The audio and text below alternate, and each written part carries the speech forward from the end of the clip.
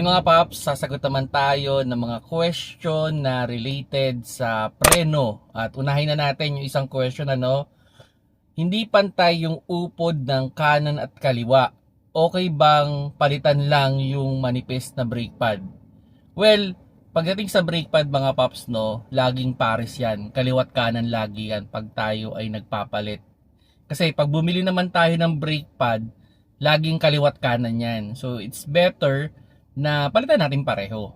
Okay? So kumbaga wala dyan yung tipong ito lang yung papalitan ko kasi ito lang yung manipis. Kasi ganito, kung tutusin, dapat yung brake pad natin, kaliwa't kanan ng gulong natin, pantay lang dapat ang upod niyan. So ibig sabihin, kung merong part na hindi ganong nauupod or may part na sobrang nauupod, ipacheck ninyo kung bakit nagkakaroon ng ganong problema. Kasi pwedeng ang problema dyan is yung rotor disc, kailangan ng ipa-resurface, okay?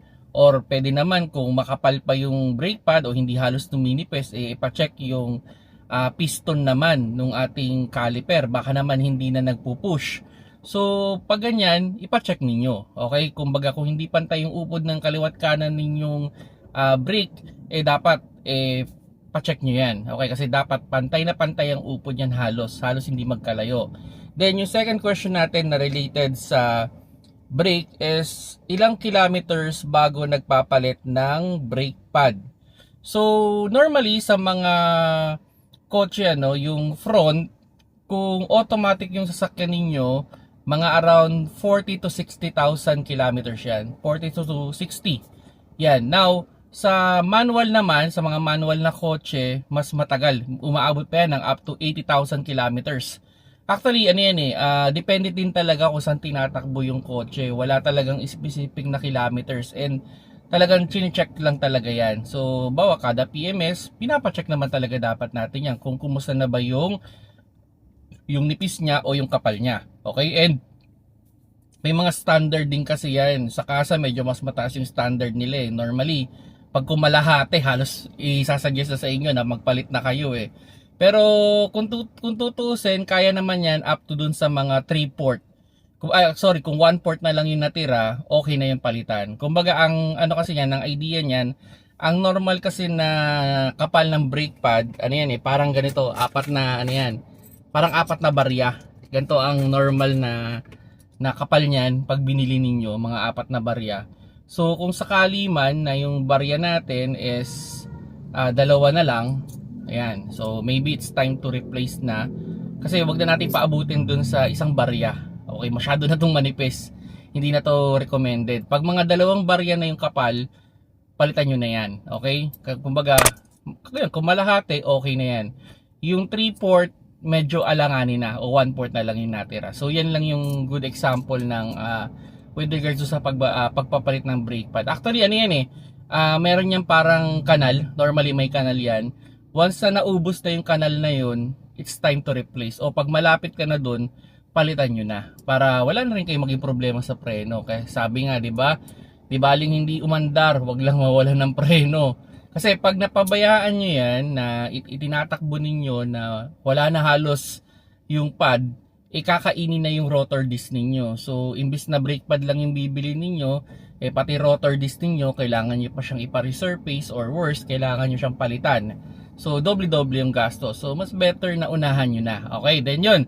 Actually, yung sa likod, mas matagal yun.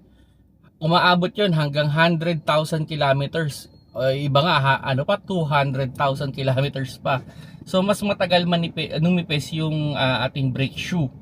Okay, so mas matagal yun compare dun sa brake pad. Sa brake pad talaga mga 60 to 80. Yan na yung time to replace niyan. And yun nga, mas mabilis numipis yung sa automatic kaysa sa manual. At yun, next question natin is, ano bang brand yung magandang brake pad?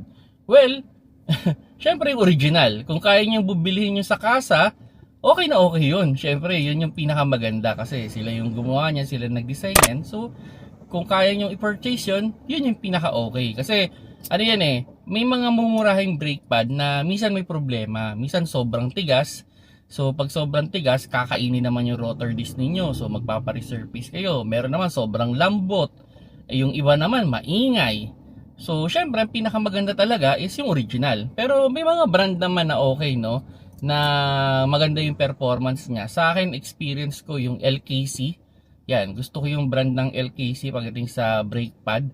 Hindi siya maingay, hindi naman siya matigas, hindi naman siya sobrang lambot. Tamang-tama lang. Yan, so kung sakali man yun. Hindi to sponsor pero pwede nyong i-check yung sa LKC.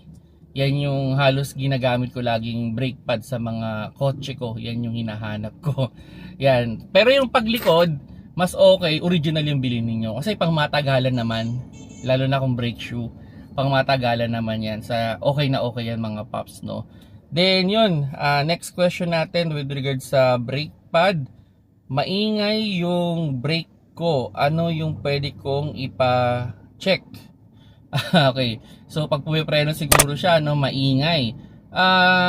Pwede mong ipa-check yung brake pad, okay? Pahasa mo ng konti, then baka naman madaan natin doon. Or pwede rin naman na yung nabili nyo talagang brake pad, lalo na kung kakakabit lang, hintay lang kayo ng konti, baka kailangan lang lumipis ng konti pa, no? Pero pag talagang maingay, may mga brake pad talagang maingay. So well, yun nga, kailangan nyo siyang palitan. Okay, para at least wala kayong maging problema dyan. Kasi nakakairita naman yung kada preno ninyo, parang may umiik-ik dyan, ano. Meron talagang ganun, may nabibiling ganun. So, pacheck nyo. Kumbaga, pwede ipahasa ninyo yung gilid, ipalitan nyo yung brake pad, or ipacheck ninyo, or pacheck ninyo yung rotor ninyo, or baka may naiipit lang, hindi naman brake pad yung problema. Kasi may ganyan isa akong senaryo hindi naman pala brake pad yung problema kaya umiingay. Ang nagpapaingay pala is yung plate na cover nung rotor. So yun pala yung nagpapaingay. So pag pumipreno ko, kumakapit ng konti kaya umiingay. So yun naman, ina-adjust lang yun. Normally, sinusundot nga lang ng screwdriver o kahit nga kamay. Hinihila lang yun. Okay na yun. So may mga ganyan ding senaryo, no, na pag nagkokotse kayo. And yun, last question natin na related sa brake pad. Ito medyo kapares lang nung question na ano yung magandang brand ng brake pad. May sinabi siya kung anong kotse, no. Sa akin yun nga, sa ngayon ang trusted ko ngayon is yung LKC. Marami namang maganda. Check nyo na lang kung mag-check kayo ng mag-review, na mga review, nasa review naman yan at may mga evaluation naman sila. Pero syempre, kung kaya, original talaga, yung pinaka the best. Kung afford naman ninyo, why not, 'di ba? So, yun yung siguradong hindi sabihin natin hindi ninipis agad, hindi naman maingay, tamang-tama talaga para dun sa rotor. Kasi pag masyadong matigas, masisira yung rotor natin. Kung masyado na malambot, mabilis mauubos yung ating brake pad. So, yun mga paps, no? Sana nakakuha kayo ng konting idea with regards brake pad. At kung meron kayong comment or may suggestion kayo o may tips pa kayong pwede idagdag, i-comment nyo na lang dito sa video na to para mabasa natin. So, yun mga paps, kailan ba kayo nagpapalit ng brake pad?